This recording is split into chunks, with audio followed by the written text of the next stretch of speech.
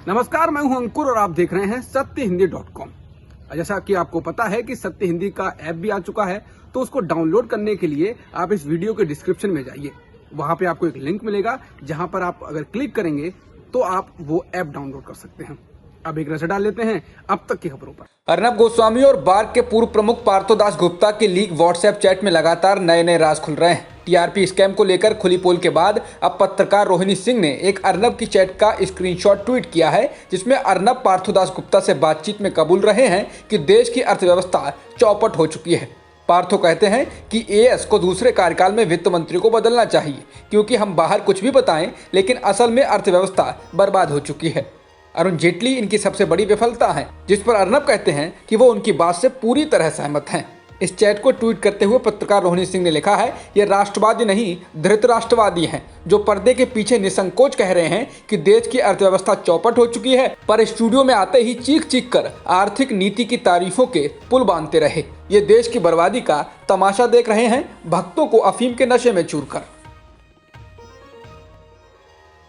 भारत दौरे पर आए नेपाल के विदेश मंत्री प्रदीप ग्यावली ने कहा कि नेपाल अपनी राजनीति में कभी भी बाहरी मध्यस्थता की अनुमति नहीं देता। ग्यावली ने कहा कि उनके देश का नेतृत्व अपनी समस्याओं को संभालने में सक्षम है। नेपाल के विदेश मंत्री ने ऐसा तब कहा है जब भारत में इसको लेकर आशंकाएं हैं कि नेपाल में चीन लगातार हस्तक्षेप कर रहा है। नेपाल के विदेश मंत्री ने कहा कि उनके भारत और चीन दोनों देशों के साथ बेहतर संबंध हैं और दोनों देशों के साथ ही कनेक्टिविटी और आर्थिक संबंधों में सुधार चाहते हैं।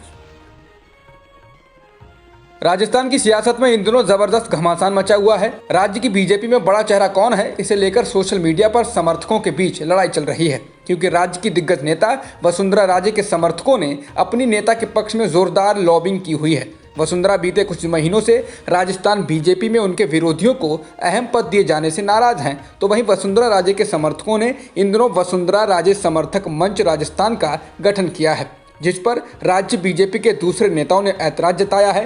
राज्य के समर्थकों ने सोशल मीडिया पर भी इस बात का प्रचार किया हुआ है कि वह राज्य बीजेपी में सबसे बड़ी नेता हैं और 2023 में बीजेपी की मुख्यमंत्री पद की उम्मीदवार भी हैं। तो प्रदेश बीजेपी अध्यक्ष सतीश पूनिया, केंद्रीय मंत्री गजेंद्र सिंह शेखावत, अर्जुन राम मेघवाल के पक्ष में भी सोशल मीडिया पर उनके समर्थक प्रचार कर रहे हैं और उन्हें 2023 में होने वाले विधानसभा चुनाव के लिए मुख्यमंत्री पद का उम्मीदवार बनाने की मांग कर रहे हैं।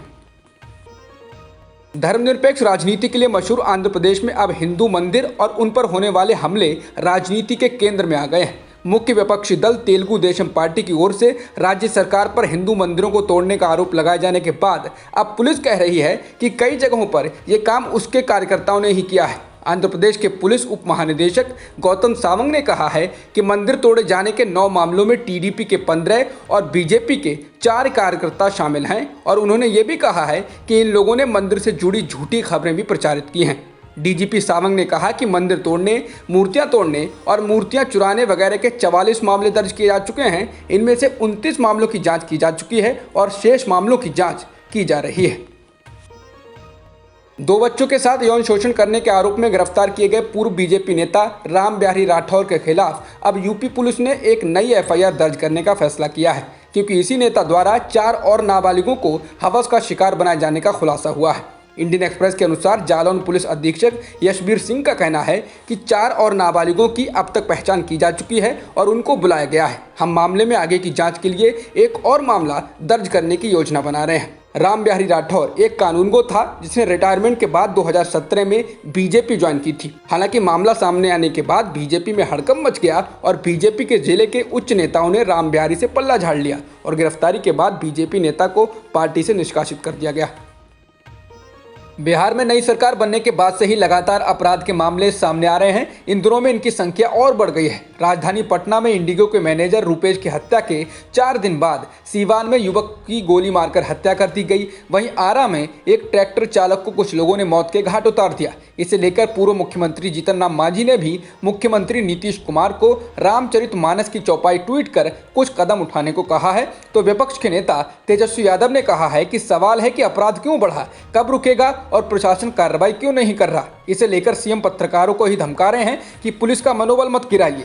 बिहार में जो लगातार सत्ता में हैं वे अपराधियों को संरक्षण दे रहे हैं। मुजफ्फरपुर कांड सहित इसके अनेक उदाहरण हैं।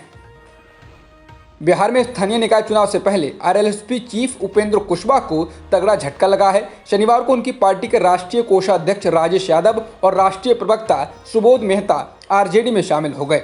दोनों नेताओं ने नेता प्रतिपक्ष और आरजेडी लीडर तेजस्वी यादव की मौजूदगी में पार्टी की सदस्यता ली। देश में आज यानी 16 जनवरी से टीकाकरण यानी कोरोना की वैक्सीन लगनी शुरू हो गई है। प्रधानमंत्री मोदी ने दिल्ली में इस अभियान का शुभारंभ किया और राज्यों में मुख्यमंत्रियों ने इसकी कमान संभाली।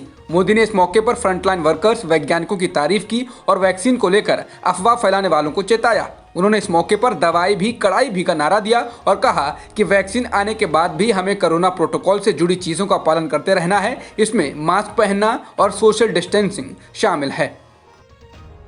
देश में आज से शुरू हुए टीकाकरण में सीरम इंस्टीट्यूट ऑफ इंडिया के सीईओ अदार पूनावाला ने भी वैक्सीन लगवाई। उन्होंने खुद वैक्सीन लगवाकर देश को संदेश दिया कि कोविशील्ड वैक्सीन बिल्कुल सुरक्षित है और असरकारक है। एस्ट्राजेनेका और ऑक्सफोर्ड यूनिवर्सिटी ने इस टीके का निर्माण किया है और इसका उत्पादन सीरम इंस्टीट्यूट ने किया है। राष्ट्रीय जांच एजेंसी यानी एनआईए ने लोक भलाई इंसाफ वेलफेयर सोसाइटी के अध्यक्ष बलदेव सिंह सिरसा को समन जारी किया है। ये समन प्रतिबंधित संगठन सिख फॉर जस्टिस के एक नेता गुरपवंत सिंह पन्नू के खिलाफ दर्ज मामले के सिलसिले में किया गया है। बता दें, लोक भलाई इंसाफ वेलफेयर सोसाइटी भी उन किसान संगठनों में शामिल है जो सरकार के साथ कृषि कानूनों को लेकर बात कर रहे हैं। और समन के बाद बलदेव सिंह सिरसा का कहना है कि सरकार किसान आंदोलन को पटरी से उतारना चाहती है, पहले सुप्रीम कोर्ट के जरिए, अब एनआईए के जरिए। एनआईए द्वारा दर्ज एफआईआर में कहा गया है कि भारत सरकार के खिलाफ प्रदर्शन करने के लिए विदेशों से पैसा खालिस्तानी समर्थकों के लिए भेजा जा रहा है। बता दें, सिरसा के अलावा भी कई किसान नेताओं को ये समन जारी किया गया है। व्हाट्सएप ने अपने प्राइवेसी के नियमों और शर्तों में बदलाव किया है, जिसके बाद बड़ी संख्या में लोग सिग्नल और टेलीग्राम जैसे ऐप्स की ओर रुख कर रहे हैं। इस बीच लाखों लोगों द्वारा सिग्नल डाउनलोड करने की वजह से इसमें तकनीकी गड़बड़ी आ गई है। सिग्नल ने ट्विटर पर इसकी सूचना दी। कंपनी ने कहा है कि वो इसकी तकनीकी गड़बड़ियों को दूर कर रही है। कई सिग्नल यूजर्स ने बताया कि उन्हें मोबाइल और डेस्कटॉप दोनों पर मैसेज भेजने में दिक्कतों का सामना करना पड़ रहा है। इस बीच व्हाट्सएप ने अपने प्राइवेसी के नियमों और शर्तों में बदलाव की अंतिम तारीख यानी डेडलाइन 8 फरवरी से बढ़ाकर 15 मई कर दी है। भारतीय जनता पार्टी ने पूर्व केंद्रीय मंत्री शाहनवाज हुसैन को बिहार में विधान परिषद के उपचुनाव के लिए पार्टी का उम्मीदवार बनाया है। बीजेपी के राष्ट्रीय महासचिव अरुण सिंह की ओर से शनिवार को उम्मीदवारों की सूची जारी की गई है। बीजेपी की केंद्रीय चुनाव समिति ने उत्तर प्रदेश और बिहार में होने वाले विधान परिषद चुनाव के लिए उम्मीदवारों के नामों पर मुहर लगाई है। बता दें कि बिहार में 2 सीटों के लिए उपचुनाव होने हैं, वहीं उत्तर प्रदेश में विधान परिषद की 12 सीटों पर चुनाव होने हैं। इनमें से पार्टी ने 6 उम्मीदवारों के नाम की घोषणा कर दी है। टीआरपी स्कैम मामले में आरोपी रेटिंग एजेंसी बार के पूर्व प्रमुख पार्थोदास गुप्ता को शुक्रवार शाम को आईसीयू में भर्ती कराया गया। पुलिस का कहना है कि पार्थोदास गुप्ता ने अपनी डायबिटीज की दवा नहीं ली, जिसके कारण शुगर लेवल बढ़ गया और अस्पताल में भर्ती कराना पड़ा। बता दें, रिपब्लिक चैनल के संपादक अर्नब गोस्वामी की वायरल चैट में अर्नब पार्थोदास गुप्ता से ही बातचीत कर रहे थे और उसमें पार्थो भी अर्नब से अपनी नौकरी को लेकर सिफारिश लगाते हुए देखे गए और टीआरपी रेटिंग में गड़बड़ी करने की बातें भी साफ हो गई। भारत में एक दिन में 15,000 से अधिक कोरोना संक्रमण के मामले दर्ज किए गए हैं और 175 लोगों की मौत हुई है। इसके साथ ही देश भर में कुल संक्रमितों का आंकड़ा 1,05,42,000 के पार हो गया है और मृतकों की संख्या 1,52,000 से अधिक हो चुकी है। फिलहाल एक्टिव मामले 2,11,000 के पार हैं। अमेरिका के स्वास्थ्य अधिकारियों ने चेतावनी दी है कि कोरोना वायरस का नया वेरिएंट जो सबसे पहले ब्रिटेन में पाया गया था, वह मार्च महीने तक अमेरिका के सबसे बड़े समूह को संक्रमित कर सकता है। अमेरिका के centre for disease control and prevention ने चेतावनी दी है। सीडीसी का कहना है कि अगले कुछ हफ्तों में वायरस के इस नए वेरिएंट का तेज फैलाव देखने को मिल सकता है। भारतीय टीम ने ऑस्ट्रेलिया के खिलाफ चौथे और आखिरी क्रिकेट टेस्ट के दूसरे दिन शनिवार को 2 विकेट खोकर 62 रन बना लिए हैं। बारिश के कारण चाय के बाद का खेल नहीं हो पाया। भारत अभी ऑस्ट्रेलिया के स्कोर 369 से 307 रन पीछे है। रविवार को तीसरे दिन खेल आधा घंटा जल्दी शुरू होगा, यानी मैच भारतीय समयानुसार सुबह 5 बजे से खेला जाएगा।